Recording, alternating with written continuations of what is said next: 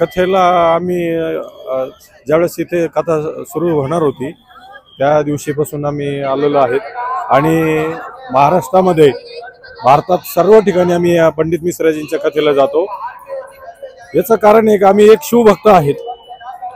बाबा कथा सांगतात आणि शिवाचे भक्त तिकडे आकर्षित होतात आणि या कथेमुळे एक माणसांचा जसा जीवनाचा प्रवास असतो तसा हा एक प्रवासच आहे आणि या कथेमुळे आत्मिक शांती लागती आणि जे आता आम्ही पण शिवमहापुराण वगैरे वाचतो त्याला आम्हाला परत चालना मिळते। कारण जिथं अध्यात्म संपतं, विज्ञान संपतं, तिथून अध्यात्म सुरू होतं आणि श्रोता वक्ता कोणी असो पण एक पंडित मिश्राजींची कथा असेल, चिन्मय बापूंची कथा असेल, अशा वेगवेगळ्या ठिकाणी जिथे जिथे शिवभक्तांच्या कथा होतात तिथे तिथे मी जातो आणि या कथेचा लाभ घेतो। या कथेमुळे आपल्याला आरोग्य हे कसं काय ठेवावं याची पण सूचना होती। नंतर आपल्याला काही काही लोक आता भाऊ करतात का आम्हाला अमकी बाधा झाली, तमकी बाधा झाली। या कथेला आल्यामुळं शिवपुराण महापुराण कथेच्या पंडालमध्ये आल्यानंतर हे सर्व आपले गुणदोष निघून जातात आणि यासाठी आपण सर्व आणि हा सनातन आणि धर्माचा प्रचार प्रसार आहे। कारण मुस्लिम समाजामध्ये किंवा ख्रिश्चन मिशनरीमध्ये त्यांचे कार्यक्रम असले ते जातात। मग आता आपला हिंदू धर्म मागे राहिलेला आहे। अनेक सर्वात जुना आपला हिंदू संस्कृतीचा धर्म आहे। महेंजोदडोपासून आपण सूर्यवंशी आहोत, आपण चंद्रवंशी आहोत, आपण रामाच्या काळातले आहे आणि जिथे शिव हा निर्गुण निराकार आहे आणि त्याची जर स्तुती एखाद्या पंडित मिश्राजींच्या द्वारे पोस्टमन करीत असेल तर त्याचं निश्चितच आपल्याला कौतुक आहे। आणि महाराज किती फी घेतात काय घेतात त्याचं आपल्याला घेणं नाही, पण असं विखे पाटला सारख्यांच्या हातून कमीत कमी हे चांगलं कार्य होऊ राहिलं याचा आम्हाला आनंद आहे, अभिमान आहे।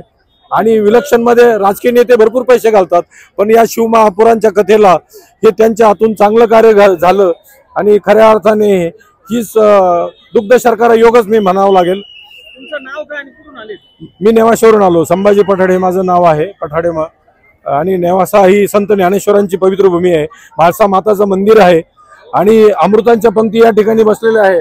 अशा पावन ठिकाणावरून पदस्पर्शाने हे महालय असे निधी नेवास पूर्वी अमृताच्या पंक्ती नेवासा या ठिकाणी बसल्या होत्या। साक्षात मोहिनीराजांचं मंदिर आहे। आम्ही अहिल्यानगर मधून आलो आहे। सुजय विखे दादा पाटलांनी खूप छान नियोजन केलं, त्यांचे आम्ही आभारी आहोत आणि ही कथा ऐकून मनाला समाधान वाटते। शिवपुराण कथा ऐकून मनाला समाधान वाटते। खूप छान सुविधा आहेत, खूप छान नियोजन आहे। मी शुभम मच्छिंद्र मुर्तडक राहणार राहत्याचा आहे आणि या ठिकाणी गेल्या 3 दिवसापासून सलग शिवपुराण कथेसाठी मी येत आहे।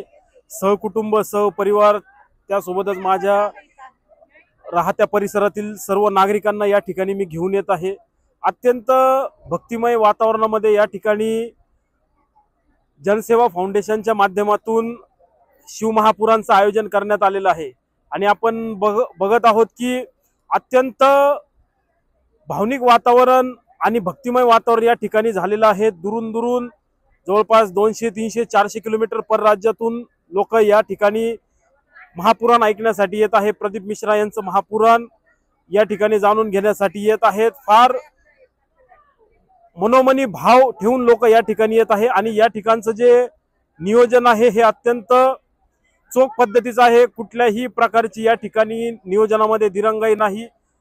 जेवणाचं या ठिकाणी व्यवस्था केली आहे, पाण्याची, पार्किंगची, सर्व प्रकारची सुविधा या ठिकाणी डॉक्टर सुजयदादा विखे पाटील असतील, जनसेवा फाउंडेशन असेल यांच्या माध्यमातून चोख पद्धतीने या ठिकाणी केलेली आहे आणि अत्यंत भक्तिमय वातावरणामध्ये एक शिवमहापुराण, ऐतिहासिक शिवमहापुराण या ठिकाणी पार पडत आहे आणि आपण सर्वजण या शिवमहापुराणचे साक्षीदार होत आहोत आणि अत्यंत हिंदूमय वातावरण आणि भावनिक वातावरण या ठिकाणी झालेलं आहे। आणि मी हे शिवपुराण आयोजित केल्याबद्दल डॉक्टर सुजयदादा विखे पाटील असतील, नामदार राधाकृष्ण विखे पाटील असतील, या सर्वांचे मनपूर्वक आभार व्यक्त करतो की या ठिकाणी आपण हे शिवपुराण आयोजित केलं, ज्यासाठी लोक दूर दूर खानदेशात जात होते, नाशिक मध्ये जात होते, 400, 500 किलोमीटरचा जो टप्पा लोक पार पाडत होते तो आपण अत्यंत कमी अंतरावर तो आणून ठेवला आणि त्यातल्या त्यात सर्व ज्या माता भगिनी आहेत आपल्या परिसरातला यांना आपण महाराजांच्या समोर बसण्याची संधी दिली याबद्दल मी आपला शतशत आभारी आहे, ऋणी आहे।